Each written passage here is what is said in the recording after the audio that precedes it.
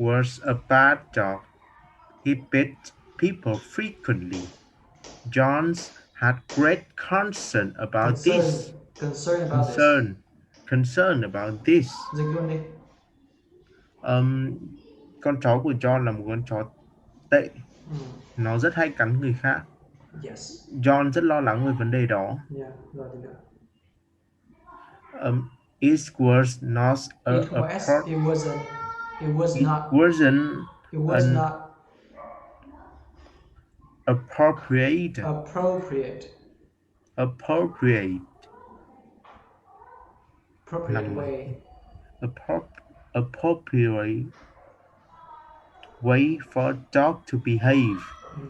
His friends in the village always ex- Expected expected the dog to beat them. to bite The them. news to bite them. The news about John's dog spread through the village. None of the people wanted to go to People. John's People. people. None of the, none None of the none of the people people wanted to. wanted to go to John's house. John tried to instruct the dog to behave, but it never Worked. Never worked. worked. Okay. Câu này gì nhỉ? None of the people wanted to go to John's house. John Không còn tried ai to muốn đến nhà John instruct nữa. the dog to behave, but it never worked.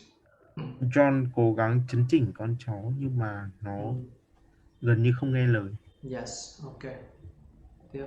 Nhưng không hiệu quả. Tiếp. He tried to be patient and teach the dog to be calm. That also didn't work. Didn't work. John didn't want to punish the dog. Punish the dog. How will I stop my dog's bad habit? John asked himself. John's friend came to talk to him about the issue. During the important meeting, his friend says the people. His friend said. His friend says. Không có S. His friend said. Âm D. His friend said. His friend said. Okay. The people in the village. In the village. In the village. Asked me to represent them. The people in the village asked me to represent them. We want your dog to stop this habit. Why don't you put a bell around the dog's neck? This way we would hear your dog coming down the street.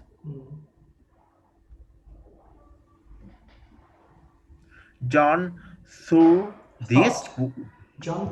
thought this was a great idea.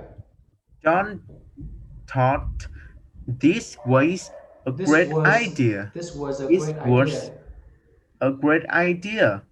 Now people could stay away from the dog. It would not be able to bite anyone anymore.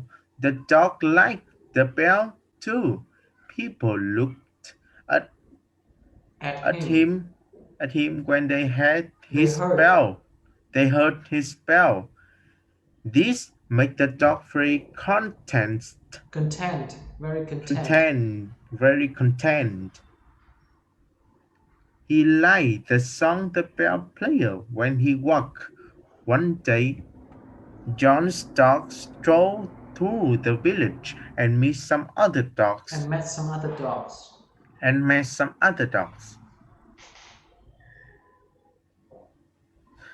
He expected them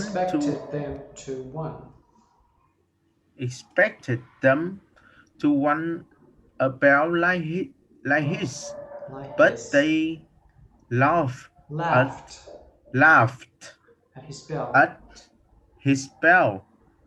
They said, They said they said the the bell make people made avoid him, made made, people made people avoid him. John shook his head, shook shook, shook his head. shook his head, His head. his head.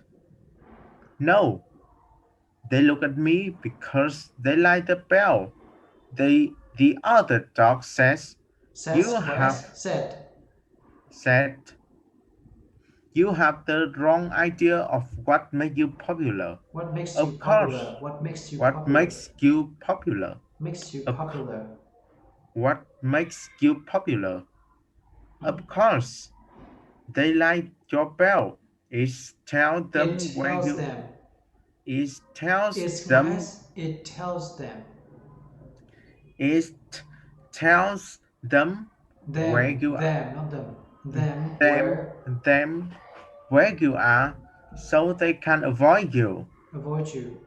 Avoid you.